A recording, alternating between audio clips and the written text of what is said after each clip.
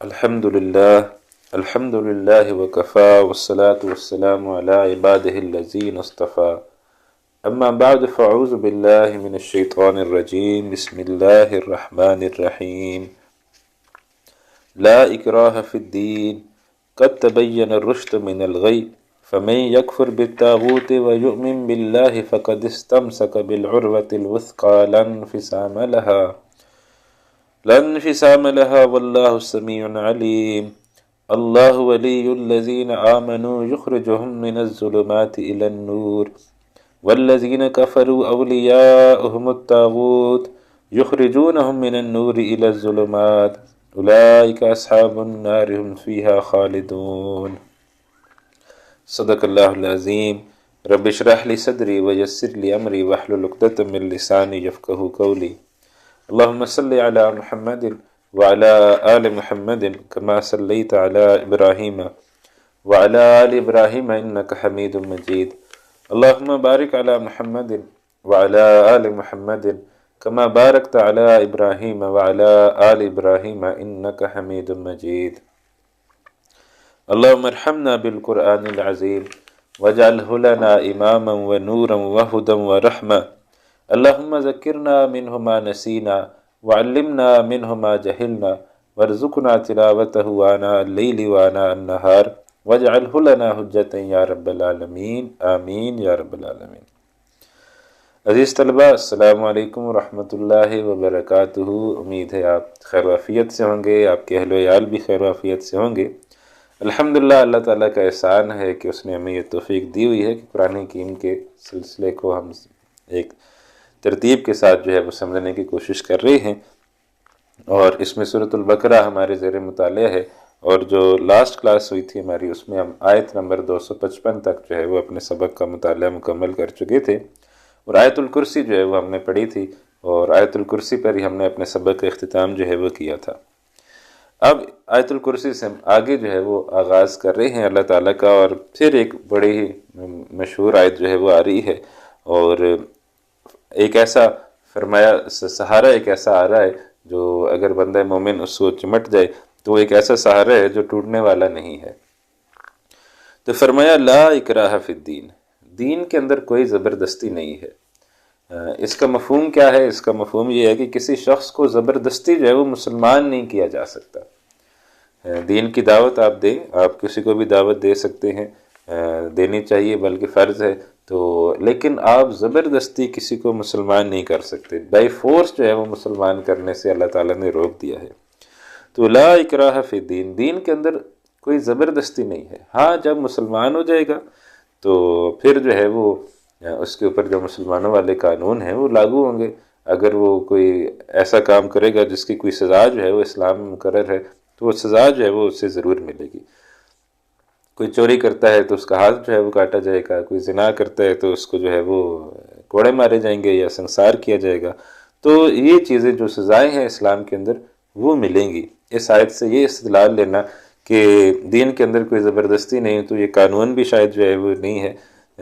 یہ بھی ریلیونٹ ہو جائے گا اگر ہم اس سے یہ مراد لیں گے کہ دین کے اندر زبردستی نہیں ہے تو یعنی دین کو پھر جو مرضی کرتے رہو جی، ہم نے تو چونکہ کوئی دین کے اندر زبردستی نہیں ہے تو لہٰذا کچھ نہیں ہو سکتا۔ یا اس کا سیدھا سادہ مفہوم ہے کہ کسی کو زبردستی مسلمان نہیں کیا جا سکتا۔ لا اکراہ فی الدین، کوئی زبردستی نہیں دین میں، قد تبین الرشد من الغی، بے شک خوب واضح ہو چکی ہے ہدایت گمراہی سے۔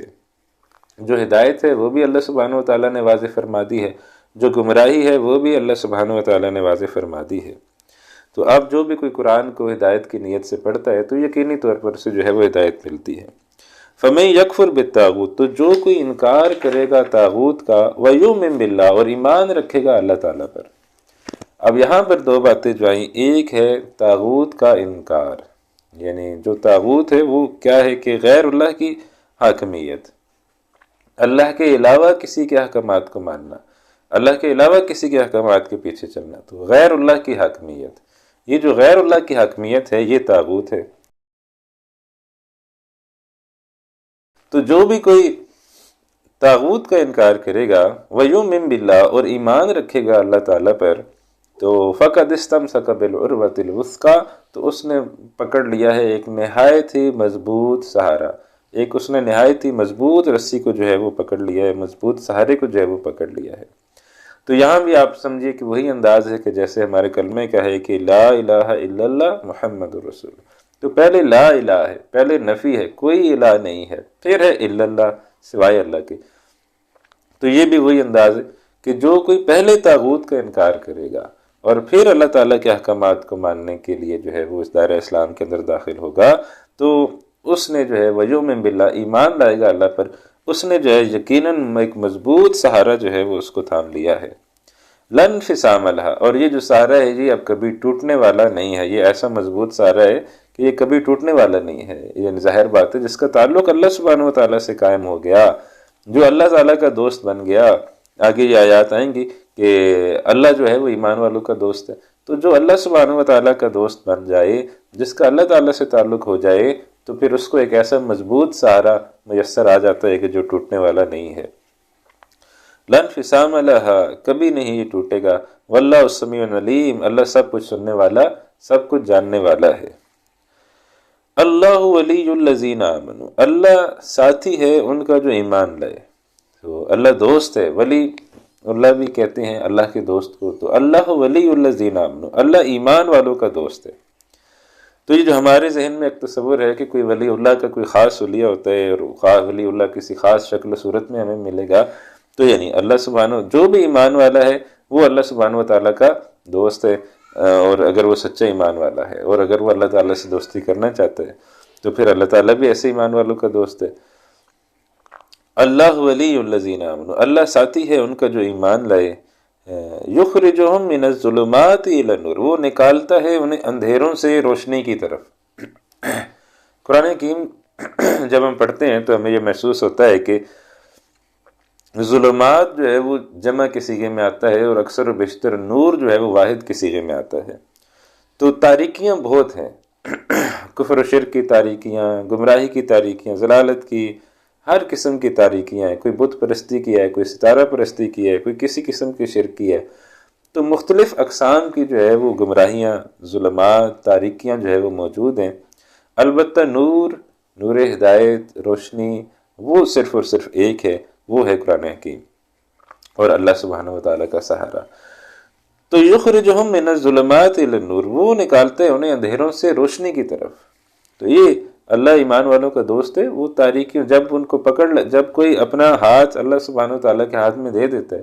یا واعتصموا بحبل اللہ جمیعا ولا تفرقوا، جیسے آگے ہم پڑھیں گے، جو اللہ تعالیٰ کی رسی کو مضبوطی کے ساتھ پکڑ لیتا ہے تو گویا وہ اللہ تعالیٰ کے سہارے کو جو ہے وہ پکڑ لیتا ہے، تو پھر اللہ تعالیٰ اس کو گمراہیوں سے، ضلالتوں سے، ہر قسم کی تاریکیوں سے نکال کر ہدایت کی طرف جو ہے وہ لے آتا ہے۔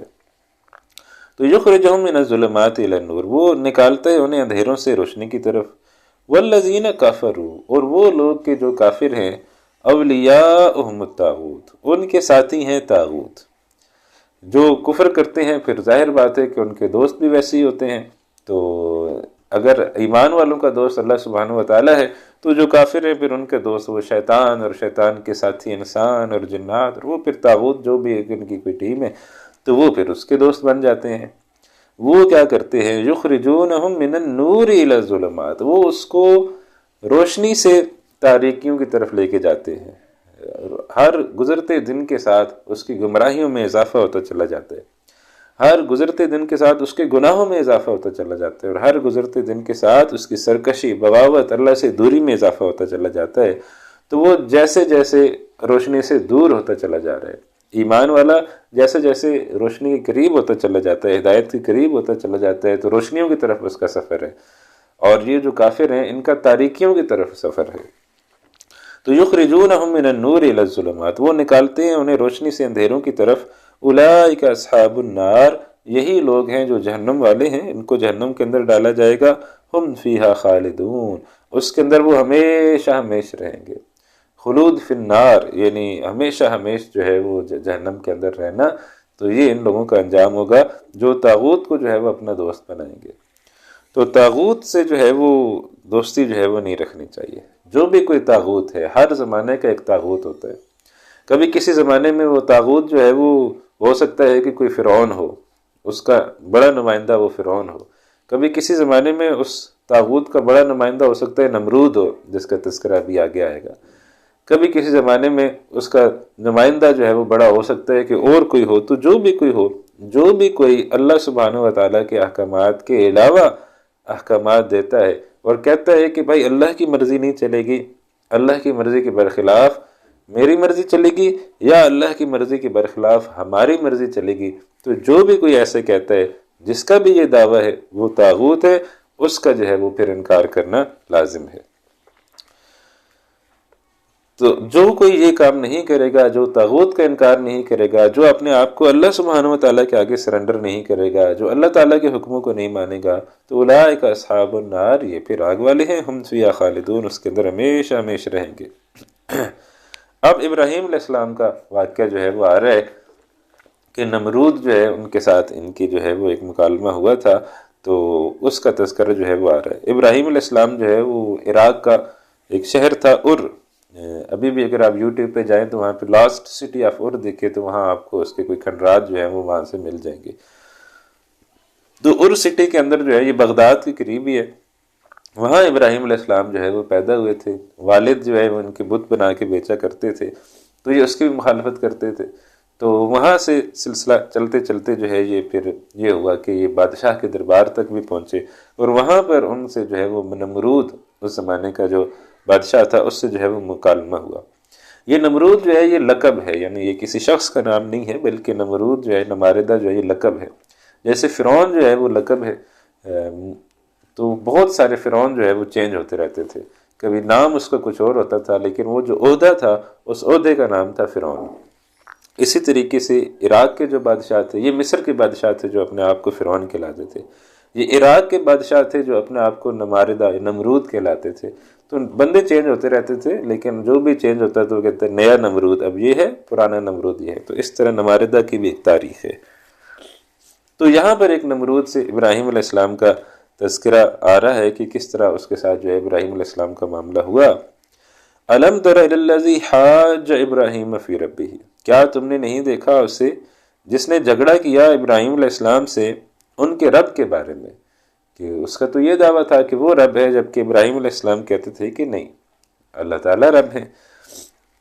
ان آتاہ اللہ الملک، اس لیے کہ اللہ تعالیٰ نے اسے بادشاہت دی ہوئی تھی، وہ بادشاہ بنا ہوا تھا، ایک بڑی سرزمین، عراق کی سرزمین جو ہے وہ اس کے زیر اثر تھی، تو اس وجہ سے اس کا دماغ جو ہے وہ خراب ہو گیا تھا، اور وہ یہ سمجھتا تھا کہ وہ جو ہے وہ خدا ہے، تو لہٰذا وہ اس نے خدائی کا دعویٰ کیا ہوا تھا۔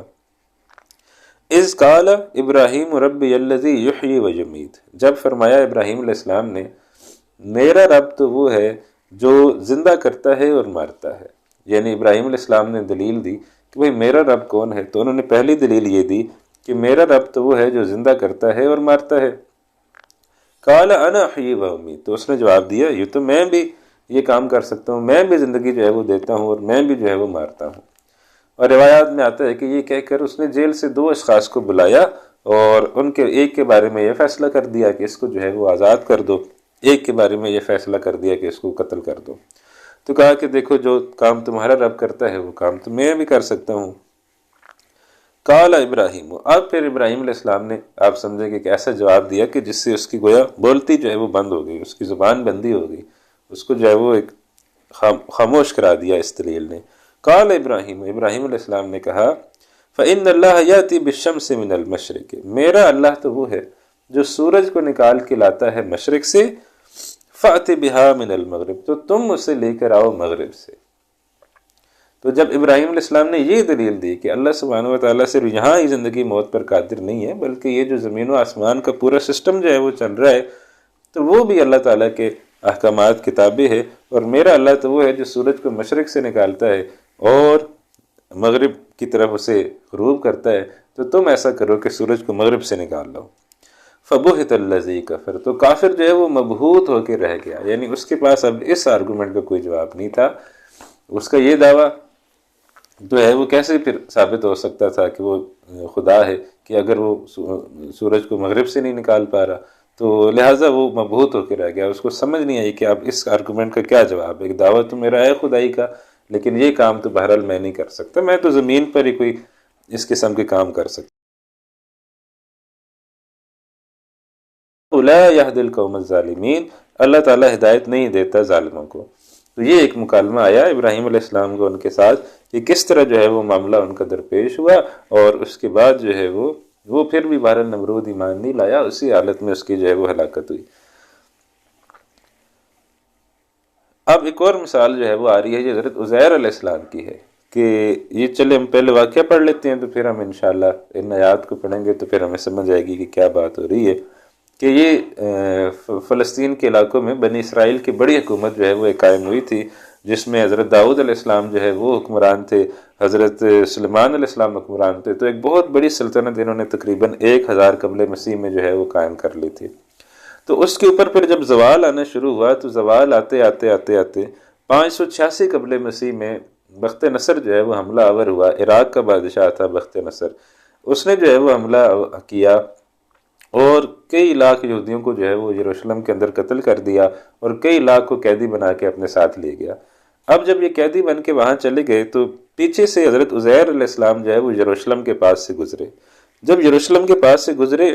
انہوں نے یروشلم کی یہ حالت دیکھی کہ جو قبلہ ہے، جو ان کا قبلہ تھا، جس کی طرف وہ رخ کر کے نماز پڑھتے تھے، جو ہیکل اتنا عظیم الشان سلیمان علیہ السلام نے تعمیر کیا تھا، وہ سارا جو ہے وہ گرا پڑا ہے۔ تو وہ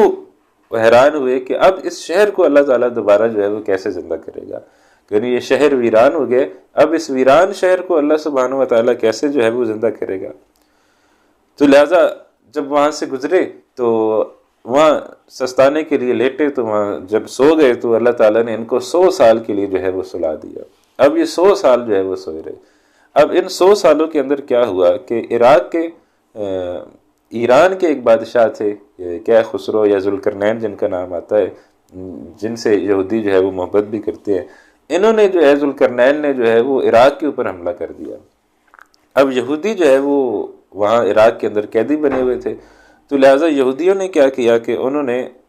ذوالقرنین کی جو ہے وہ مدد کی اور ان کو جو ہے وہ بتایا، راستے بتائے، تو اس وجہ سے عراق کے اندر ذوالقرنین کو فتح مل گئی۔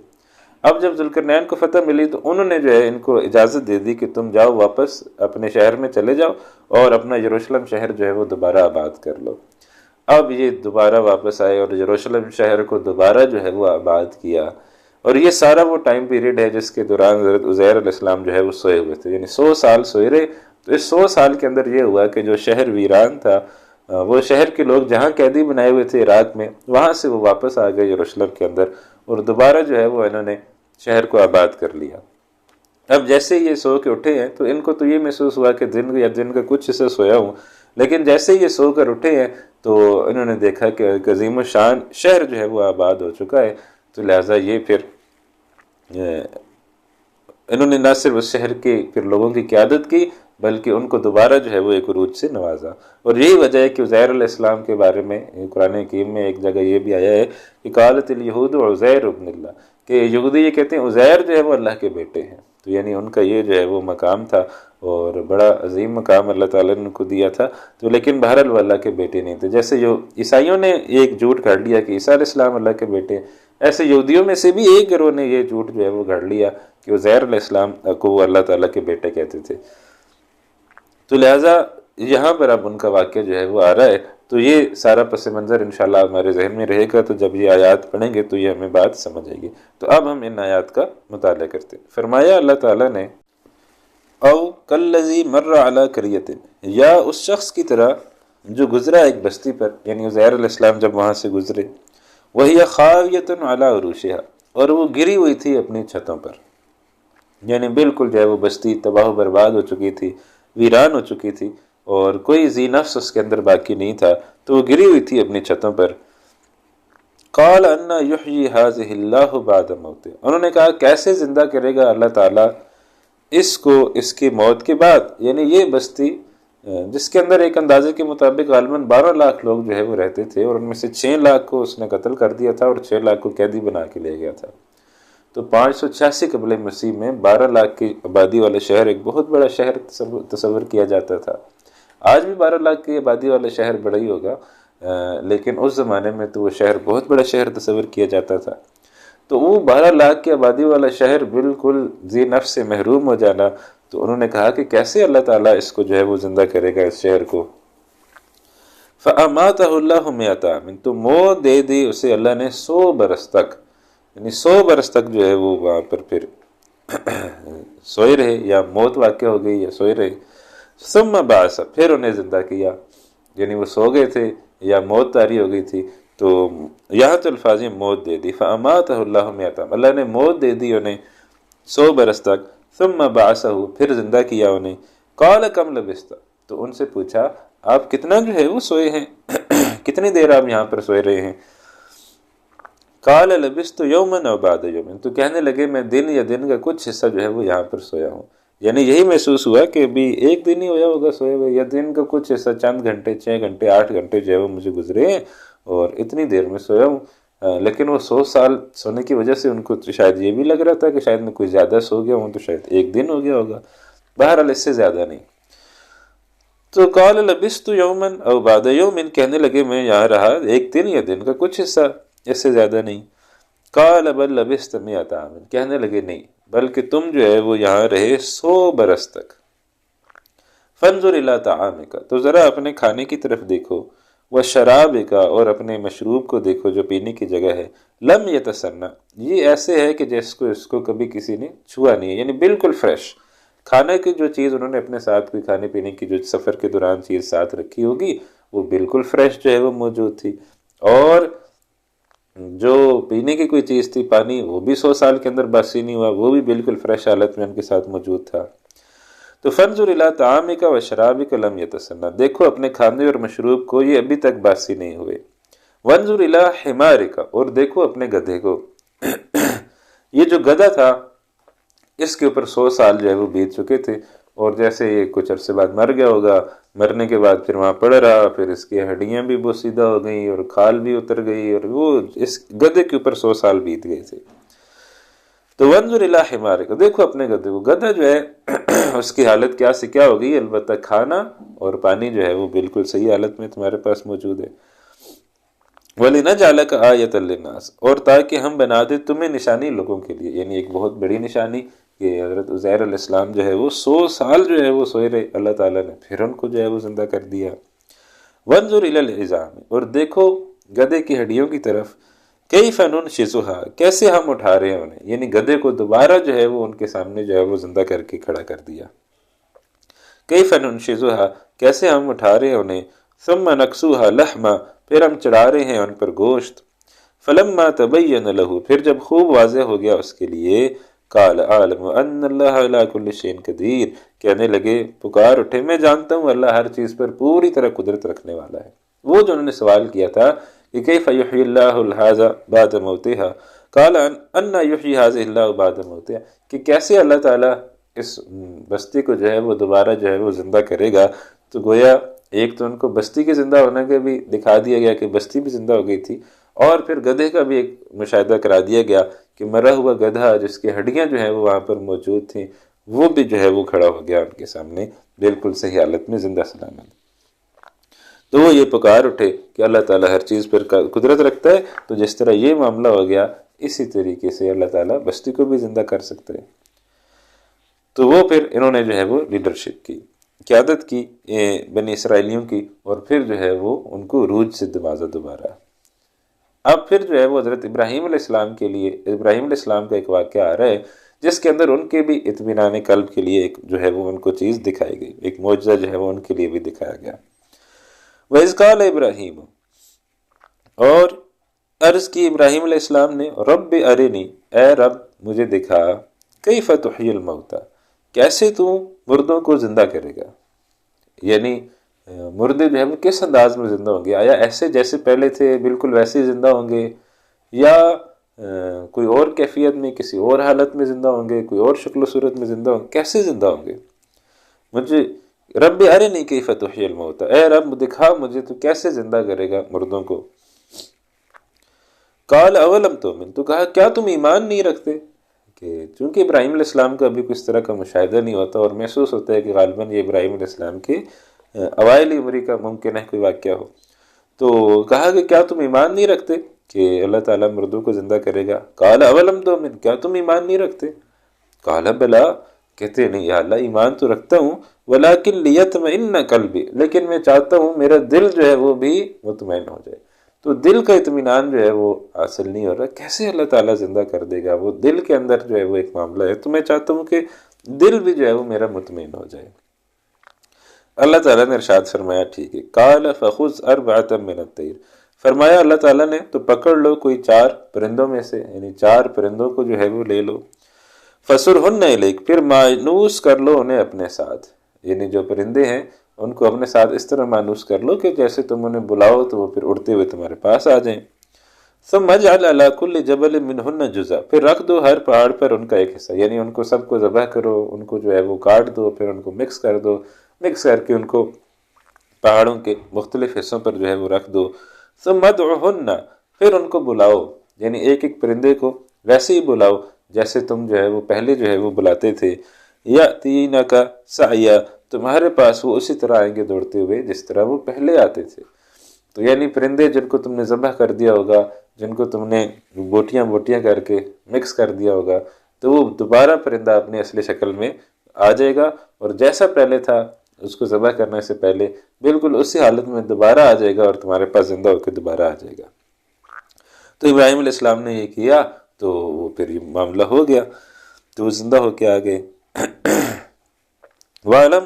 ان اللہ عزیز حکیم، جان لو اللہ زبردست ہے، کمال حکمت والا ہے۔ تو یہ بھی ابراہیم علیہ السلام کے گویا اطمینان قلبی کے لیے ایک واقعہ جو ہے وہ آیا ہے، تو ہمارے لیے بھی اس میں اطمینان قلبی ہے کہ کبھی کبھی انسان کی کوئی ایسی کیفیت ہو جاتی ہے کہ اس کے ذہن میں آتا ہے آخرت پتہ نہیں ہے کہ نہیں ہے، تو وہ ایک دل کے اندر کوئی شک سے پیدا ہو جاتا ہے، لیکن اس کیفیت میں ایمان رکھنا ضروری ہے۔ تو ہم کوئی نبی تو رسول تو ہے نہیں کہ ہمیں پھر کس قسم کا کوئی معجزہ کرایا جائے، لیکن انسان ایمان رکھے اور اس ایمان پر قائم رہے کہ بھائی یہ جو بات کہی جا رہی ہے یہ بالکل برحق ہے، اور ایمان جو ہے وہ آخرت پر مضبوط رکھنا چاہیے۔ شیطان جو ہے وہ مختلف قسم کے حملے کرتا رہتا ہے کہ آخرت پتہ نہیں ہوگی کہ نہیں ہوگی، تو ایسی صورت میں بندے کو اپنے ایمان جو ہے نا وہ مضبوط رکھنا چاہیے۔ اب جو ہے وہ انفاق فی سبیل اللہ کے موضوع پر 2 رکوع جو ہے وہ آ رہے ہیں، اور اس کے اندر بتایا جا رہا ہے کہ انفاق فی سبیل اللہ کا کتنا اجر و ثواب ہے۔ اللہ تعالیٰ کے راستے میں خرچ کرنے کی 2 مدات ہیں۔ ایک مدات تو ہے کہ جو ابنائے نو پر خرچ کرنے کے حوالے سے آتی ہے، جی لوگوں پر خرچ کرو، وہ ہم نے 170 نمبر آیت میں پڑھا تھا کہ مال جو ہے وہ رشتہ داروں پر، غریبوں پر، مسکینوں پر، یتیموں پر، ان کے اوپر خرچ کرو۔ تو یہ جو ان کے اوپر خرچ کرنا ہے یہ بھی آپ سمجھ لیجئے کہ یہ بھی انفاق ہے، لیکن یہ اس کو صدقہ کہا جائے تو یہ زیادہ بہتر ہے کہ یہ صدقہ ہے جو لوگوں کے اوپر آپ خرچ کرتے ہیں۔ لیکن ایک دوسرا خرچ کرنا ہوتا ہے جو اللہ سبحانہ و تعالیٰ کے دین پر خرچ کرنا ہوتا ہے۔ جیسے کچھ لوگ دعوت کے لیے کہیں جا رہے ہیں، دین کا کام کرنے کے لیے جا رہے ہیں، تو ان کے اخراجات کو برداشت کرنا، کوئی جنگ جو ہے وہ تیار ہو رہی، کوئی جنگ جو ہے وہ ہونے جا رہی ہے، جیسے صحابہ کرام رضی اللہ عنہم کے دور میں وہ مختلف غزوات ہوئے، تو اب مسلمانوں کے کافروں کے ساتھ جنگ ہو رہی ہے، اور یہ جنگ کسی ذاتی وجہ کی بنا پر نہیں ہو رہی بلکہ دین کی وجہ کی بنا پر ہو رہی ہے۔ تو اب ایسی جنگ میں بھی اخراجات ہوتے ہیں، ساز و سامان چاہیے ہوتا ہے، جنگی سامان چاہیے ہوتا ہے، کھانا پینے کا ایک مسئلہ ہوتا ہے، کھانا پینا چاہیے ہوتا ہے، تو ان کے اوپر اخراجات کرنا، دین کے اوپر اخراجات کرنا، یہ انفاق فی سبیل اللہ کی اعلیٰ مد ہے۔ اور وہ بھی صدقہ و خیرات بھی اللہ تعالیٰ کو بہت محبوب ہیں، اللہ تعالیٰ کو بہت پسند ہے، لیکن انفاق کرنا یعنی اللہ کے دین پر خرچ کرنا، اللہ کے دین کی دعوت کے لیے اس کے اوپر خرچ کرنا، اللہ کے دین کی اقامت کے لیے اس کے اوپر خرچ کرنا،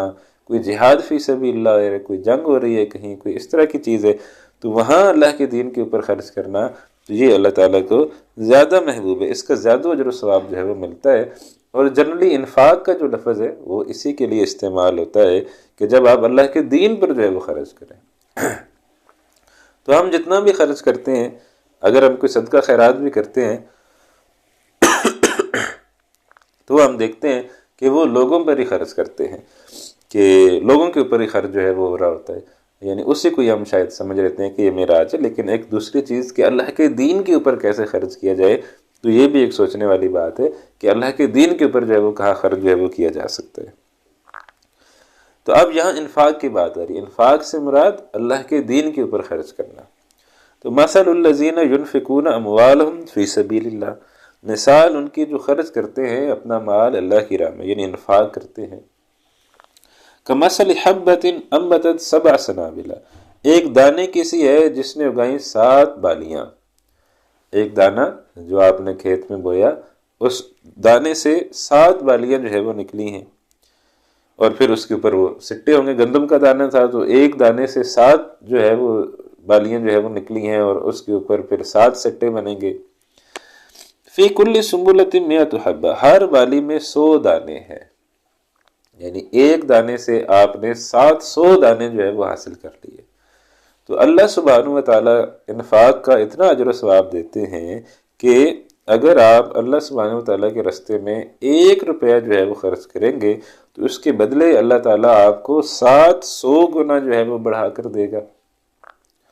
تو اس سے بڑھ کر پھر ہمیں کیا چاہیے کہ 1 روپے کے بدلے 700 جو ہے وہ مل رہا ہو۔ تو یہاں پر بس نہیں ہے، یہ اللہ تعالیٰ نے یہ نہیں کہا کہ میں 700 گنا بڑھا کر دوں گا، کہا کہ 700 گنا بھی دیا جا سکتا ہے، واللہ یضاعف لمن یشاء، اللہ بڑھاتا ہے جس کے لیے چاہتا ہے۔ یعنی یہ تو ایک مثال دے دی ہم نے کہ 700 گنا تک ہم بڑھا دیں گے، اور لیکن اگر اس سے بھی اللہ تعالیٰ زیادہ چاہے تو اس کو بھی جو ہے وہ بڑھا سکتا ہے، 700 سے گنا، 1000 گنا بھی ہو سکتا ہے، 2000 10,000 گنا بھی ہو سکتا ہے۔ تو یہ تو پھر یہ ہوگا کہ اس کی نیت کیسی تھی، اس نے کس حالت میں جو ہے وہ خرچ کیا، کہاں پر خرچ کیا، تو مختلف چیزیں دے کے پھر اللہ تعالیٰ اس کو 700 گنا سے بھی زیادہ جو ہے وہ بڑھا سکتے ہیں۔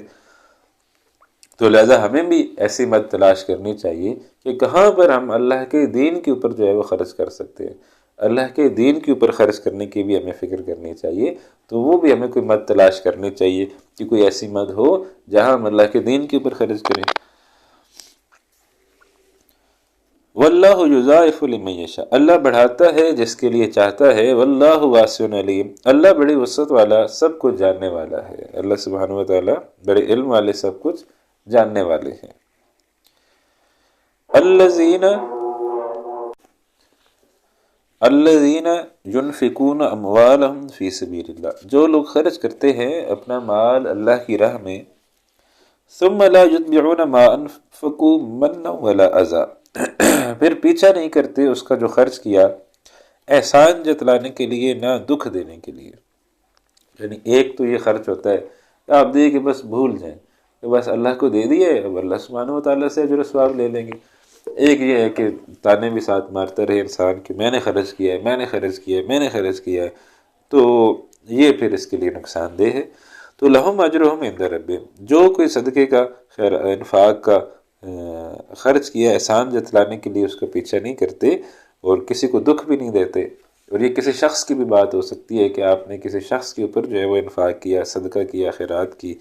اور پھر اب آپ اس کو جو ہے وہ تکلیف دے رہے ہیں اور اسے جو ہے وہ ایسی باتیں سنا رہے ہیں جس سے اس کا دل جو ہے وہ دکھے گا۔ تو ثم لا یتبعون ما انفقوا منا ولا اذى، پھر پیچھا نہیں کرتے اس کا جو خرچ کیا احسان جتلانے کے لیے نہ ہی دکھ دینے کے لیے۔ لہم اجرہم عند ربہم، تو ایسے لوگوں کا اجر ہے ان کے رب کے ہاں۔ یعنی جو اس طرح خرچ کرتے ہیں کہ وہ جو ہے وہ پھر کسی کو تکلیف نہیں پہنچاتے، تانا نہیں مارتے، تو ان کے لیے ان کے رب کے ہاں اجر ہے۔ ولا خوف علیہم ولا هم يحزنون، ان کے لیے نہ کوئی خوف ہوگا اور نہ ہی وہ جو ہے وہ غمگین ہوں گے۔ اب فرمایا جا رہا ہے قول معروف و مغفرت، بھلی بات کہنا اور درگزر کرنا، خیر من صدقۃ یتبعها اذى، بہتر ہے اس صدقے سے جس کے پیچھے ہوتا ہے دکھ دینا۔ کوئی آپ کا بھائی، عزیز، دوست، رشتہ دار آپ کے پاس آیا کہ بھائی میں بڑے مصیبت میں ہوں، حالات کی تنگی میں ہوں، تو مجھے جو ہے وہ آپ سے کوئی مالی مدد چاہیے، تو اگر آپ تو اس کی مدد کر سکنے کی پوزیشن میں ہیں تو مدد کر دیں، مدد نہیں بھی کر سکنے کی پوزیشن میں تو اچھا اس کو جواب دے، بولے کہ اگر بھائی میں کر سکتا ہوتا تو میں ضرور کر دیتا، تو لیکن اس وقت میری کیفیت نہیں ہے کہ میں آپ کی مدد کر سکوں۔ تو قول معروف، بھلی بات کرنا، وہ مغفرت، درگزر کرنا، خیر، بہتر ہے من صدقۃ یتبعها اذى، اس صدقے سے جس کے ساتھ آپ تکلیف بھی پہنچا دیں۔ یعنی ایک تو آپ نے معذرت کر لی، دوسرا آپشن یہ ہو سکتا ہے کہ آپ نے اس کو کچھ دے تو دیا لیکن ساتھ میں 10 باتیں بھی سنا دی، تو ہے ہی بیکاری، تیرا تو کام ہی مانگتے رہنا ہے، تیری تو ضرورتیں نہیں ختم ہوتی، تو ہے ہی فقیر، تو یہ اس قسم کی چیزیں جو ہے وہ پھر جو ہے وہ صدقے کو بیکار کر دیتی ہے۔ تو قول معروف و مغفرت، بھلی بات کہنا اور درگزر کرنا، خیر من صدقۃ یتبعھا اذن، بہتر ہے اس صدقے سے جس کے پیچھے ہوتا ہے دکھ دینا۔ واللہ غنی حلیم، اللہ بے نیاز بڑا تحمل والا ہے۔ اللہ تعالیٰ نے تمہیں جو ہے وہ دیا ہوا ہے اور تمہیں اس کیفیت میں رکھا ہے کہ تم سے کوئی مانگنے والا تمہارے در پہ آیا ہے اور یہ سمجھتا ہے کہ تم اس قابل ہو کہ تم اس کی مدد کر سکتے ہو، تو تمہیں چاہیے کہ اس کی مدد کرو، ورنہ یہ پھر بھی ہو سکتا ہے کہ اللہ تعالیٰ تمہیں اس کی جگہ پہنچا دے اور تمہیں بھی کسی جو ہے وہ کہ آگے ہاتھ پھیلانا پڑ جائے، تو پھر دیکھو تمہاری کیا کیفیت ہوگی۔ تو اللہ بڑا بے نیاز ہے، بڑے تحمل والا ہے۔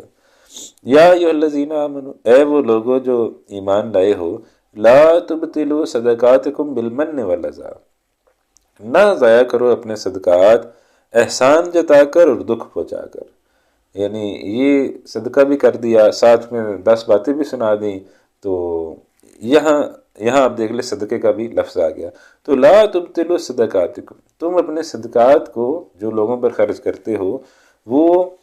ضائع مت کرو، بالمن، احسان جتا کر، والاذی، اور دکھ پہنچا کر، کہ دیا تو ساتھ میں 10 باتیں بھی سنا دیں، تو اس سے کیا ہوگا، تمہارا صدقہ جو ہے وہ ضائع ہو جائے گا، تمہیں اجر ثواب سے محروم کر دیے جاؤ گے۔ کالذی ینفق مالہ رئاء الناس، اس شخص کی طرح جو خرچ کرتا ہے اپنا مال لوگوں کو دکھانے کے لیے۔ تو یعنی ایک تو یہ ہے کہ انسان مال خرچ کرے اللہ تعالیٰ کی رضا کے لیے، تو وہ تو آپ دیکھیں کتنا بڑھے گا، جیسے ابھی ہم نے پڑھا 700 گنا یا اس سے بھی زیادہ اللہ تعالیٰ چاہے گا تو اس کو بڑھا دے گا۔ لیکن ایک دوسرا شخص ہے جو اللہ تعالیٰ کے راستے میں مال خرچ تو کر رہا ہے، لیکن نیت اس کی یہ ہے کہ لوگ کہیں جی ماشاءاللہ بڑا سخی آدمی ہے جی، بڑا اچھا آدمی ہے جی، بڑا مال خرچ کرتا ہے جی، تو وہ جو جتنا بھی اس نے خرچ کیا ہے وہ ملٹی پلائی بائی 0 ہو جائے گا۔ ایمان اور اللہ کی رضا کے ساتھ خرچ کریں تو ملٹی پلائی بائی 700 اور ایون مور، اور اگر اللہ تعالیٰ کی رضا کے بجائے اس لیے خرچ کریں کہ لوگ کہیں جی ماشاءاللہ ماشاءاللہ کیا اچھا آدمی ہے جی، کیا یہ مال اللہ کے راستے میں خرچ کرتا ہے، تو پھر وہ ملٹی پلائی بائی 0 ہو جائے گا۔ تو کالذی ینفق مالہ رئاء الناس، اس شخص کی طرح جو خرچ کرتا ہے اپنا مال لوگوں کو دکھانے کے لیے، ولا یؤمن باللہ والیوم الاخر، ایمان نہیں رکھتا اللہ پر اور آخرت کے دن پر، یعنی نہ وہ اللہ پر ایمان ہے نہ آخرت میں اس کا اجر کے طلبگار ہے۔ فمثلہ کمثل صفوان، تو اس کی مثال ایک صاف چٹان کی مثال جیسی ہے، یعنی اس کی مثال جیسے ایک صاف بالکل چٹان تھی، تو ہوا کیا، علیہ تراب، اس پر تھوڑی سی مٹی جم گئی۔ یعنی اب دیکھنے والوں کو یہ نظر آ رہا ہے کہ مٹی کا بہت بڑا ڈھیر ہے، لیکن وہ ڈھیر نہیں ہے، وہ ایک چٹان ہے، چٹان کے اوپر تھوڑی سی 1-2 انچ جو ہے وہ کوئی مٹی جو ہے وہ جم گئی ہے۔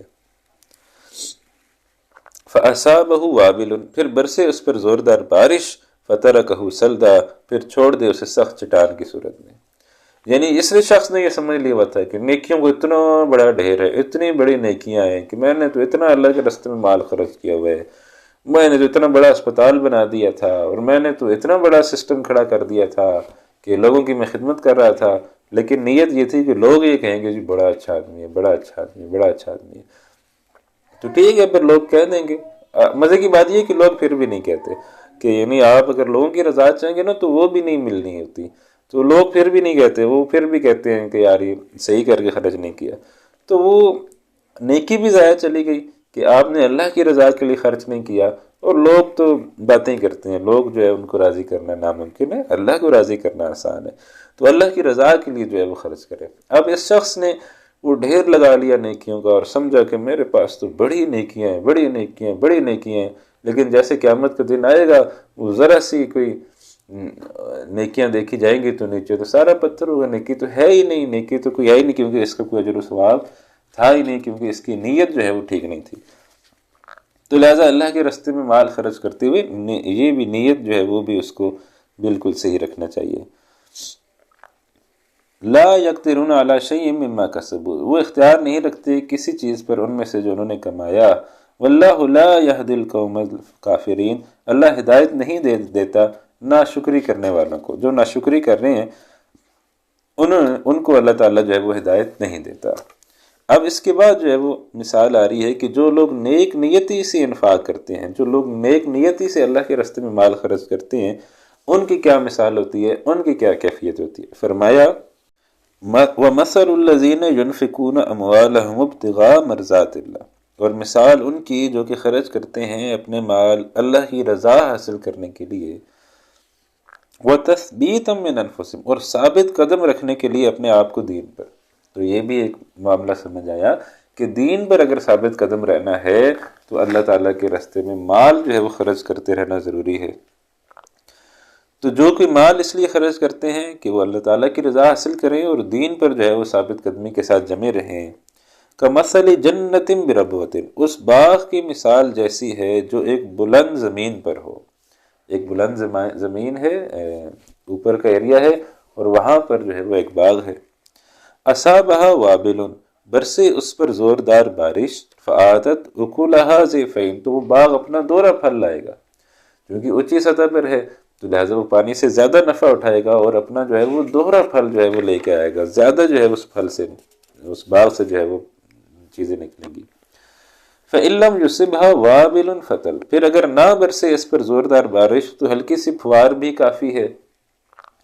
تو ہلکی سی پھوار سے بھی وہ اپنا مطلوب پھل، اتنا پھل لے آئے گا کہ اس کو نفع ملے گا۔ واللہ بما تعملون بصیر، اور اللہ اسے جو تم کر رہے ہو خوب دیکھنے والا ہے۔ یعنی اگر جتنا خلوص و اخلاص جو ہے وہ زیادہ ہوگا اور جتنا جو ہے وہ اللہ کی رضا کی نیت زیادہ ہوگی تو اتنا ہی وہ آپ کا صدقہ و خیرات زیادہ پھل لائے گا، زیادہ نیکیاں لے کے آئے گا، زیادہ اجر و ثواب لے کے آئے گا۔ اور جتنا اس کے برعکس معاملہ ہوگا اتنا ہی جو ہے وہ نیکیوں کا معاملہ کمزور ہوتا چلا جائے گا، اتنا ہی جو ہے وہ کم ملیں گی۔ لیکن اگر نیت خالص تھی تو جتنی خالص نیت ہوگی اتنا زیادہ اجر و ثواب، لیکن پھر بھی ایسا نہیں ہے کہ بالکل اس کو زیرو، بلکہ جتنی نیت خالص ہوتی جائے گی زیادہ اجر و ثواب ملتا جائے گا اور ملے گا ضرور۔ تو اب ہر ایک کا اجر و ثواب اس اعتبار سے مختلف ہوتا چلا جائے گا، تو کسی کو اجر و ثواب دوگنا مل رہا ہوگا، کسی کو شاید اس سے بھی زیادہ، 700 گنا، اس سے زیادہ، اور کسی کو ممکن ہے کہ 700 گنا تک ہی رکھا جائے، تو لیکن ملے گا سب کو، کیونکہ ان کی نیت بہرحال یہی تھی کہ اللہ کی رضا کے طلبگار تھے اور آخرت میں اس کا اجر جو ہے وہ چاہتے تھے۔ فرق صرف یہ تھا کہ کسی کی نیت بہت زیادہ خالص، کسی نے ایسے وقت خرچ کر دیا دین کے اوپر جب بہت زیادہ غالباً ضرورت ہو، شاید ضرورت ہو، تو اس وقت پھر اس کو اجر و ثواب بھی زیادہ ملے گا۔ واللہ بما تعملون بصیر، اللہ اسے جو تم کر رہے ہو خوب دیکھنے والا ہے۔ اب پھر ایک مثال آ رہی ہے کہ جو شخص نیک نیتی سے مال خرچ نہیں کرے گا اس کی مثال کیسے ہے کہ مال تو خرچ کر رہا ہے، بہت مال جو ہے وہ خرچ کر رہا ہے اور سمجھ رہا ہے کہ بڑی نیکیاں ہیں، بڑی نیکیاں، بڑی نیکیاں، بے شمار نیکیاں جو ہے وہ میں نے جو ہے وہ اکٹھی کر لی ہوئی ہیں، اور بہت بڑا پہاڑ جو ہے وہ میں نے نیکیوں کا اکٹھا کر لیا ہوا ہے، لیکن ان نیکیوں میں نیک نیتی شامل نہیں تھی، اللہ کی رضا، اخروی نجات، آخرت میں اجر، وہ چیز شامل نہیں تھی۔ تو ہوا کیا کہ جب مرے گا تو مرنے کے بعد وہ تو یہ سمجھ رہا ہے کہ ڈھیر ساری نیکیاں ہیں میرے پاس، لیکن جب مر کے نامہ مال ہاتھ میں آئے گا اس میں تو نیکیاں ہوں گی نہیں، تو اب پھر پچھتائے کیا ہوتا، اب وہ پچھتائے گا کہ یہ میرے ساتھ کیا ہو گیا، کاش میں نے اللہ کی رضا کے لیے خرچ کیا ہوتا، کاش میں نے آخرت کی فلاح کے لیے خرچ کیا ہوتا تو مجھے ملتا، لیکن اب پھر اس کا کوئی فائدہ نہیں ہوگا کیونکہ وہ وقت جو ہے وہ گزر چکا ہے۔ تو اب اسی بات کو ایک مثال سے جو ہے وہ سمجھایا جا رہا ہے۔ اَيَوَدُّ أَحَدُكُمْ، کیا پسند کرے گا تم میں سے کوئی، أَن تَكُونَ لَهُ جَنَّةٌ مِّن نَخِيلٍ وَعَنَابٍ، کہ اس کا ایک باغ ہو کھجوروں اور انگوروں کا۔ یہ ایک کوئی ایسا شخص ہے جس کا ایک کھجوروں کا باغ ہے، ایک انجوروں کا باغ ہے، انگوروں کا باغ ہے، تجری من تحت الانہار، بہتی ہیں اس کے نیچے سے نہریں، اس کے نیچے سے نہریں بھی جو ہے وہ بہ رہی ہیں، لہو فیہا من کل الثمرات، اس کے لیے اس میں ہر طرح کے پھل جو ہے وہ موجود ہیں، یعنی انگور جو ہے وہ بھی خوب پھل دے رہا ہے، کھجور جو ہے وہ بھی خوب پھل دے رہی ہے، تجری من تحت الانہار، اس کے نیچے نہر بھی بہ رہی ہے، یعنی ایسا زبردست دو باغ، پانی کا مسئلہ کوئی نہیں، نہر بھی ساتھ گزر رہی ہے، پانی بھی جب چاہیے مل جائے گا، لہو فیہا من کل الثمرات، اس کے لیے اس میں ہر طرح کے پھل ہیں۔ تو یعنی کہ ایسا زبردست جو ہے وہ ایک سینیریو کریٹ کیا گیا ہے کہ ایسا شاندار جو ہے وہ سسٹم ایک شخص کا چل رہا ہے۔ وَأَصَابَهُ الْكِبَرُ وَلَهُ ذُرِّيَّةٌ ضُعَفَاءُ، لیکن مسئلہ کیا ہوا کہ یہ شخص جو ہے یہ بوڑھا ہو گیا اور اس کی اولاد جو ہے بہت چھوٹی ہے، اب نہ یہ سنبھال سکتا ہے باغ کو کیونکہ یہ زیادہ بوڑھا ہو گیا، نہ اس کی اولاد جو ہے وہ سنبھال سکتی ہے کہ وہ ابھی بچے ہیں۔ اور چلو امید ہے کہ بچے بڑے ہو جائیں گے تو سنبھال لیں گے، لیکن اس کے دوران کیا ہو گیا، فَأَصَابَهَا إِعْصَارٌ، ایک آ جائے تیز آندھی، فیہ نارن، اس کے اندر آگ ہو، فاحترقت، پھر وہ باغ جل جائے، یعنی ایسا ہو کہ ایسی کوئی آندھی آ جائے اس کے اندر آگ ہو، آگ لگ جائے اور پورے باغ جو ہے، باغ جو ہے وہ جل جائے۔ اب کہاں دو باغ، اور کہاں ساتھ بہتی ہوئی نہر، کہاں ہر قسم کے پھل، اور کہاں every thing multi ply by 0، ہر چیز 0 ہو گئی۔ ایک دن پہلے تک وہ سب کچھ ہریالی و خوشحالی تھی، لیکن جیسے ہی وہ اگلا دن آیا، طوفان آیا، تو وہ سب کچھ ختم ہو گیا۔ تو اس مثال سے سمجھایا یہ جا رہا ہے کہ یہ جو بدنیتی سے نیکیاں کرنے والے ہیں، ان کی بھی مثال ایسی ہوتی ہے، یہ سمجھ رہے ہوتے ہیں بڑے باغ لگ رہے ہیں ہمارے جنت میں، اور بڑی جو ہے وہ ہماری اعلیٰ عرفہ چیزیں ہیں، جنات تجری من تحتہا الانہار، ایسے باغات ہمارے بن رہے ہیں جس کے نیچے سے نہریں بہ رہی ہیں، بڑا زبردست سسٹم ہمیں وہاں ملنے والا ہے۔ لیکن جیسے ہی وہ طوفان آیا، طوفان کیا موت آئی، تو جیسے ہی موت آئی تو دیکھا تو کچھ بھی نہیں، نام اعمال میں تو کوئی نیکی ہے ہی نہیں۔ اور وجہ کیا ہے کہ اس نے ساری نیکیاں جو ہیں وہ نیک نیتی سے نہیں کی تھی، بلکہ اس نے ساری نیکیاں جو ہیں وہ بد نیتی سے کی تھی۔ کذالک یبین اللہ لکم الآیات لعلکم تتفکرون، اسی طرح واضح فرماتے ہیں اللہ تعالیٰ تمہارے لیے آیات تاکہ تم غور و فکر کرو۔ تو یہ چیز جو ہے یہ بار بار ہمیں سمجھائی جا رہی ہے۔ مال خرچ کرنا ہے تو نیت خالص رکھنی ہے۔ شیطان دل میں وسوسے ڈالے گا، طرح طرح کے وسوسے ڈالے گا کہ بھائی تم تو اس لیے مال خرچ کر رہے ہو کہ لوگ کہیں، تم تو اس لیے مال خرچ کر رہے ہو کہ فلانا کہے اور فلانا راضی ہو جائے، فلانا خوش ہو جائے۔ لیکن آپ نے کبھی بھی اس شیطان کے وسوسے کو ویریفائی نہیں کرنا، یعنی جب بھی کوئی بندہ مال خرچ کرتا ہے تو شیطان وسوسہ تو ڈالے گا کہ بھئی اچھا تم تو اس لیے خرچ کیا ہے کہ فلاں دیکھ رہا ہے، تو آپ کے دل میں یہ وسوسہ آئے گا۔ تو آپ نے کہنا ہے کہ نہیں، لا حول ولا قوت الا باللہ، شیطان کو بگنے میں نے اس لیے نہیں خرچ کیا، میں نے صرف اور صرف اللہ کی رضا کے لیے خرچ کیا۔ اپنی نیت کو دوبارہ خالص کریں، جب بھی شیطان کو وسوسہ آئے تو پھر اپنی نیت کو خالص کریں، نہیں بھائی لوگوں کی رضا نہیں چاہیے مجھے، بھائی لوگوں کو میں نے نہیں خوش کرنا، لوگ ویسے بھی خوش ہوتے بھی نہیں ہیں، تو لوگوں کو میں نے نہیں خوش کرنا، میں صرف اور صرف اللہ تعالیٰ کی رضا کے لیے جو ہے وہ خرچ کر رہا ہوں۔ تو اپنی نیت کی اصلاح کرنا، ورنہ آپ کے دل میں وسوسہ آ گیا کہ بھائی تم تو لوگوں کو دکھانے کے لیے مال خرچ کر، ہم نے کہا ہاں ہاں ہاں بالکل بالکل یہی بات ہے، اسی لیے تو کر رہا ہوں، تو پھر وہ آپ نے اس وسوسے کو، شیطان کے وسوسے کو ایکسیپٹ کر لیا۔ اب جب آپ نے اس شیطان کے وسوسے کو ایکسیپٹ کر لیا تو پھر اب آپ کی نیت خراب ہو گئی۔ ورنہ شیطان وسوسے اندازی کرتے رہے، لیکن جب تک آپ اس کے ساتھ ایگری نہیں ہو رہے تو انشاءاللہ وہ بے اثر ہوگا، اور آپ کے دل میں آنے والا خیال ضروری نہیں کہ وہ آپ کا ہی خیال ہے، وہ شیطان کی طرف سے وسوسہ بھی ہوتا ہے۔ تو آپ نے اس دل میں آنے والے خیال کو نگلیکٹ کرنا ہے، کہنا ہے کہ نہیں بھائی میرے دل میں جو بات چل رہی ہے کہ میں مال اس لیے خرچ کر رہا ہوں کہ لوگ کہیں کہ بڑا سخی ہے، نماز اس لیے پڑھ رہا ہوں کہ لوگ کہیں بڑے نمازی ہیں، زکوٰۃ اس لیے دے رہا ہوں کہ لوگ کہیں جی بڑا اچھا آدمی ہے زکوٰۃ دیتا ہے، حج اس لیے کر رہا ہوں لوگ کہیں جی بڑا ماشاءاللہ حاجی صاحب ہیں جی بڑے حج پہ چلے گئے۔ تو وہ جب بھی آپ کوئی نیکی کا کام کریں گے تو شیطان تو اس قسم کی چیزیں ذہن میں ڈالے گا، لیکن آپ نے اس کو جو ہے وہ ایکسیپٹ نہیں کرنا، بلکہ بار یہی کہنا ہے کہ نہیں یہ سارا کام میں نے صرف اور صرف اللہ تعالیٰ کی رضا کے لیے کیا ہے۔ تو اپنی نیت کو خالص سے خالص جو ہے وہ کرتے رہنا۔ اب جو آگے فرمایا جا رہا ہے، فرما رہے ہیں اللہ تعالیٰ کہ اللہ تعالیٰ کے راستے میں بہترین چیز جو ہے وہ خرچ کرو۔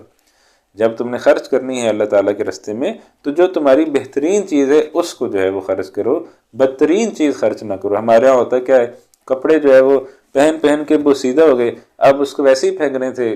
کہیں کوڑا کرکٹ میں، تو کہا چلو یہ اللہ کے راستے میں دے تو بھائی چلو اس کی بڑی نیکی ملے گی۔ یا جوتے اب پہن کے ویسے ہی جو ہے بیکار ہو گئے تھے، اب ان کو پھینکنا ہی تھا تو چلو یہ کسی غریب مسکین کو دے دے، اس کے کام آ جائیں گے۔ تو کہا جا رہا ہے کہ یہ نہ کرو، ٹھیک ہے، اس طرح کی حرکتیں نہ کرو۔ کیوں نہ کرو وہ بھی پھر بیان کیا جائے گا۔ یا ایھا الذین آمنوا، اے وہ لوگوں جو ایمان لائے ہو، انفقوا من طیبات ما کسبتم، خرچ کیا کرو پاکیزہ چیزوں میں سے جو تم نے کمائی ہیں، ومما اخرجنا لکم من الارض، اور اس میں سے جو نکالا ہے ہم نے تمہارے لیے زمین سے، ولا تیمموا الخبیث منہ تنفقون، اور تم یہ ارادہ نہ کرو کہ تم کسی ردی چیز کو اللہ تعالیٰ کے راستے میں خرچ کرو گے، یعنی جو چیز تم کما رہے ہو، پہلی بات یہ آئی اس میں سے بھی خرچ کرو، جو زمین سے فصل اگ رہی ہے اس میں سے بھی خرچ کرو، اور یہ ارادہ نہ کرو کہ جو ردی چیز ہے اس کو اللہ کے راستے میں خرچ کرو گے۔ جیسے عشر دینا ہے، خراج دینا ہے، تو کیا ہے کہ فصل اگی ہے اور 100 من جو ہے وہ گندم ہوئی ہے، اور 10 من اب اگر اللہ کے راستے میں نکالنا ہے، تو جو سب سے بیکار قسم کے کوئی پیچھے کوئی زمین کا ٹوٹا تھا جہاں سے فصل نہیں ہوئی، اچھی نہیں ہوئی، وہاں سے جو ہے وہ 10 من گندم کر کے اللہ تعالیٰ کے راستے میں جو ہے بھائی چلو ڈیوٹی پوری ہو گئی۔ یا اس قسم کے کوئی حرکتیں نہ کرو، یا جیسے پہلے مثال رہی کہ اللہ کے راستے میں خرچ کرتے ہوئے کوئی ردی اور بیکار چیز جو ہے وہ خرچ کر دو۔ تو وَلَا تَيَمَّمُوا الْخَبِيثَ مِنْهُ تُنْفِقُونَ، اور ارادہ نہ کرو کسی ردی چیز کا کہ تم اس میں سے خرچ کرو۔ وَلَسْتُمْ بِآخِذِيهِ، اور نہیں ہو تم خود بھی اس چیز کے لینے والے۔ اب یہ بات آ گئی کیوں نہ خرچ کرو، اس لیے کہ اللہ تعالیٰ تمہیں بھی اس کیفیت میں پہنچا سکتا ہے کہ ایک وقت ایسا آ جائے کہ تم بھی کسی کے آگے ہاتھ پھیلا رہے ہو۔ آپ سوچیں کہ آپ کے پاس کوئی شخص آیا، اس نے کہا جی بس میرے پاس کپڑے نہیں ہیں، مسائل ہیں، پریشانی ہے، جوتی نہیں ہے، کچھ نہیں ہے، حالات خراب ہیں۔ اب آپ کے پاس دو آپشن ہیں، ایک آپشن تو یہ ہے کہ آپ اس کو پیسے دے دیں اور کہیں کہ بھائی یہ کچھ پیسے لے لو، جاؤ اپنی ضروریات پوری کر لو، وہ اپنی مرضی سے لے لے، کپڑا دے دے، جوتی دے دے۔ ایک آپشن یہ ہے کہ آپ کے پاس کچھ ہے ہی نہیں، آپ خود بھی جو ہے وہ اسی کی کیفیت میں ہے، اس میں اگر آپ کوئی پرانا جوڑا بھی دے دیں کہ یار چلو یہ میں نے 2-4 دفعہ پہنا ہے، یہ تم لے لو، یہ جوتی میں نے کوئی 2-4 دفعہ پہنی ہے، یہ تم لے لو، تو اس میں تو چونکہ آپ کے پاس خود دینے کو کچھ نہیں ہے، تو چونکہ آپ کے پاس خود دینے کو کچھ نہیں ہے تو لہٰذا آپ جو ہے وہ اس کو دے رہے ہیں تو وہ بھی انشاءاللہ اللہ تعالیٰ قبول کریں گے، لیکن آپ کے پاس تھا اور آپ نہیں دے رہے تو وہ ایک علیحدہ مسئلہ ہے۔ تو اب آپ نے اس کو دے دیا، فرض کریں اب آپ نے اس کو نئے جوڑے دے دیے، نئے کپڑے دے دیے، نئی چیزیں دے دی، تو وہ کتنا خوش ہوگا کہ یار یہ کتنا اچھا آدمی ہے۔ تو جتنا وہ خوش ہوگا اللہ سبحانہ و تعالیٰ اس سے کئی گنا زیادہ جو ہے وہ خوش ہوں گے کہ یار یہ دیکھو اس نے میرے بندے کو جو ہے نا وہ صرف اور صرف میری رضا کے لیے، میری خوشنودی کے لیے اس کے اوپر جو ہے وہ خرچ کیا۔ بات پھر وہی آنی چاہیے کہ غریب کے اوپر بھی خرچ اس لیے نہیں کر رہے کہ وہ بڑا غریب ہے، وہ بڑا مسکین ہے، چلو یہ نکل جائے، نہیں، اس کے اوپر بھی خرچ اس لیے کرنا ہے کہ اللہ کو راضی کرنا ہے اور آخرت میں اس کا اجر چاہنا ہے۔ تو فرمایا اللہ سبحانہ و تعالیٰ نے وَلَا تَيَمَّمُوا الْخَبِيثَ مِنْهُ تُنْفِقُونَ، ارادہ نہ کرو کسی ردی چیز کا کہ تم اس میں سے خرچ کرو، وَلَسْتُمْ بِآخِذِيهِ۔ بات یہ ہو رہی تھی کہ ہو سکتا ہے کہ کبھی تمہارے اوپر یہ کیفیت آ جائے کہ تمہیں کسی کے آگے ہاتھ پھیلانے پڑ جائیں۔ اب تم تصور کرو کہ تم کسی کے پاس گئے ہو اور جا کے درخواست کی ہے کہ بھئی میرے حالات اچھے نہیں چل رہے، اب براہ کرم مجھے کوئی کپڑا دے دیں، کوئی جوتی دے دیں، کوئی کھانے کی چیز دے دیں، کوئی ایسی چیز دے دیں، میرے اوپر کچھ کرم کریں، میں اس وقت کرائسس میں ہوں، مشکل میں ہوں۔ اور اگلا جو ہے وہ جائے اور سب سے بیکار قسم کو جوڑا اٹھا کے لے آئے، سب سے بیکار قسم کی ٹوٹی پھوٹی جوتی اٹھا کے لے آئے، کھانے کی وہ چیزیں اٹھا کے لے آئے جو بس وہ پھینکنا ہی چاہتا تھا اور آپ کو دے دے، تو آپ کی کیا کیفیت ہوگی؟ تو وَلَسْتُمْ بِآخِذِيهِ، نہیں ہو تم خود بھی اس چیز کے لینے والے۔ ایک تو یہ معنی ہو گیا کہ تم اگر اس کی جگہ پہنچ جاؤ تو تم بھی نہیں لوگے، یا یہ کہ تمہیں بھی پسند نہیں ہے، اب تم نے ویسے ہی پھینکنی ہے، بیکار چیزیں تمہارے لیے، تو وہ تم اللہ کے راستے میں دے رہے ہو، تو یہ نہ کرو۔ وَلَسْتُمْ بِآخِذِيهِ، تم خود اگر اس کیفیت میں ہو کہ تمہیں اگر مانگنا پڑ جائے تو تم بھی نہ لوگے، إِلَّا أَن تُغْمِضُوا فِيهِ، مگر یہ کہ آنکھیں بند کر لو اس کے بارے میں۔ اب مجبور ہو تم اور حالات جو ہیں وہ اچھے نہیں ہیں، تو اب وہ تم نے بیکار کپڑا، جوتی اور وہ راشن جو بالکل بیکار تھا قبول کر لیا، لیکن قبول اس وجہ سے کیا کہ انتہائی مجبور، آنکھیں بند کر کے بڑی شرمندگی کے ساتھ بڑا جو ہے اس طریقے سے جو ہے وہ قبول کیا، تو تمہیں بھی اللہ تعالیٰ اس کیفیت میں پہنچا سکتا ہے۔ تو لہٰذا اگر کوئی تمہارے پاس آیا ہے مدد مانگنے کے لیے تو تم یہ تصور کرو کہ اگر تم کسی کے پاس مانگنے کے لیے جاؤ گے تو جو تم چاہتے ہو کہ تمہارے ساتھ ہو وہی کام تم نے اس کے ساتھ کرنا ہے۔ وَاعْلَمُوا أَنَّ اللَّهَ غَنِيٌّ حَمِيدٌ، جان لو کہ اللہ بے نیاز سب خوبیوں والا ہے۔ تو اللہ سبحانہ و تعالیٰ تمہیں، اللہ تو بے نیاز ہے، وہ چاہے تم نہیں دو گے تو اللہ تعالیٰ اس کی ضرورت کہیں اور سے پوری کر دے گا، سب خوبیوں والا ہے۔ اب جب بھی اللہ تعالیٰ کے راستے میں مال خرچ کرنے کی بات آئے گی تو شیطان کہے گا وہ پیسے کم ہو جائیں گے، بھائی کہاں سے خرچ کرو گے اللہ تعالیٰ کے راستے میں، پہلے ہی اتنی مہنگائی ہے، پہلے ہی اتنے اخراجات مشکل سے گھر کے پورے ہو رہے ہیں، کہاں سے اللہ کے راستے میں خرچ کیا جائے؟ تو جیسے ہی آپ ویسے آپ اندازہ کریں کہ ایک لارج پیزا جو ہے وہ کتنے 2000 کا آتا ہے کم از کم، تو لارج پیزا آپ کو کھانے میں شیطان کوئی رکاوٹ نہیں بنے گا، بولے گا بہت اچھے بھائی، کھاؤ بھائی کھاؤ، مزہ آ گیا، زبردست ہے یہ۔ لیکن وہی 2000 روپیہ اگر آپ یہ سوچ لیں کہ بھائی میں اس 2000 کا آج پیزا نہیں کھاتا، روٹی کھا لیتا ہوں، کوئی بات نہیں، پیٹ ہی بھرنا ہے، یہ 2000 روپے میں صدقہ کر دیتا ہوں اللہ تعالیٰ کے راستے میں، کسی غریب کو، مسکین کو، بھائی کو، بہن کو، کسی کو میں دے دیتا ہوں جو کمزور ہے۔ پھر آپ دیکھیں شیطان آپ کو ان 2000 کے کیسے کیسے خرچے بتائے گا کہ بھائی یہ بھی ہو سکتا ہے، یہ بھی ہو سکتا ہے، یہ بھی پھر اس کو جو تکلیف ہوگی، پھر آپ کو محسوس ہوگا کہ بھائی اللہ کے راستے میں خرچ کرنا واقعی بڑا مشکل کام ہے۔ تو ویسے نہیں، آپ سینما کی ٹکٹ خرید لیں 2000 کی، کوئی آپ کو ایک لمحے کے لیے بھی خیال نہیں آئے گا کہ یار یہ میں کچھ غلط کر رہا ہوں، کچھ میں نے اور بھی خرچ کرنا ہے، کوئی میں نے یہ بھی کام کرنے ہیں، یہ بھی کام کرنے ہیں، یہ بھی کچھ بھی ذہن میں نہیں آئے گا۔ لیکن جیسے ہی آپ صدقے کی طرف آئیں گے، جیسے ہی آپ انفاق کی طرف آئیں گے، فوراً آپ کے ذہن میں یہ باتیں شیطان ڈالنا شروع کر دے گا، اور بھائی یہ کام بھی کرنا ہے، یہ کام بھی کرنا ہے، یہ کام بھی کرنا ہے، کہاں سے پیسے لاؤ گے یہ کام کرنے کے لیے؟ کیوں تم صدقہ کر رہے ہو؟ کہ اللہ کے راستے میں خرچ کرو گے تو فقیر ہو جاؤ گے۔ تو الشیطان یعدکم الفقر، شیطان ڈراتا ہے تمہیں تنگ دستی سے، ویامرکم بالفحشاء، اور حکم دیتا ہے تمہیں بے حیائی کا۔ تو یہ شیطان جو ہے وہ یہ دو کام کرتا ہے جب بھی کسی انسان کے اوپر غالب آتا ہے۔ پہلا کام تو یہ کرتا ہے کہ وہ تنگ دستی سے ڈراتا ہے کہ وہ تم فقیر ہو جاؤ گے، تم اللہ کے راستے میں خرچ کرو گے تمہارے ساتھ کیا بنے گا، تمہارا تو معاملہ خراب ہو جائے گا، بڑا ڈراتا ہے۔ تو الشیطان یعدکم الفقر، شیطان ڈراتا ہے تمہیں تنگ دستی سے، ویامرکم بالفحشاء، حکم دیتا ہے تمہیں بے حیائی کا۔ بیٹھے بیٹھے، جیسے ابھی بات ہے، بیٹھے بیٹھے خیال ہے یار فلم دیکھ لیتے ہیں، یار بیٹھے بیٹھے خیال ہے ڈرامہ دیکھ لیتے ہیں، بیٹھے بیٹھے خیال ہے یہ کر لیتے ہیں، وہ کر لیتے ہیں۔ تو ویامرکم بالفحشاء، تمہیں بے حیائی کے کاموں کا حکم دیتا ہے، اور اس کے مقابلے میں واللہ یعدکم مغفرۃ، اللہ تعالیٰ وعدہ کرتا ہے تم سے بخشش کا، منہ اس سے، وہ فضل، اور فضل کا۔ نبی اکرم صلی اللہ علیہ وسلم کی ایک حدیث ہے جس کے اندر فرمایا کہ صدقے سے مال کم نہیں ہوتا، جو انسان صدقہ کرتا ہے تو صدقہ کرنے سے مال کم نہیں ہوتا۔ تو جو تم صدقہ کرو گے اللہ تعالیٰ اس کو بڑھا چڑھا کر تمہیں جو ہے وہ لوٹا دے گا۔ تو جتنا تم اللہ کے راستے میں خرچ کرو گے اللہ تعالیٰ تمہیں تھام لے گا، اور تم جو انفاق کرو گے، صدقہ کرو گے، تو اس سے تمہارے مال میں کمی نہیں ہوگی، انشاءاللہ اللہ تعالیٰ تمہارے مال میں برکت ڈال دے گا۔ تم نے جو اللہ کے راستے میں خرچ کیا اللہ تعالیٰ تمہیں کسی آفت سے، مصیبت سے، پریشانی سے جو ہے وہ محفوظ کر دے گا۔ تو وہ تمہارے صدقے کی برکت کی وجہ سے تمہارے جو ہے وہ چیز تمہارے کام آ جائے گی۔ اکثر ہم یہ جملہ سنتے ہیں، کبھی کبھی انسان کوئی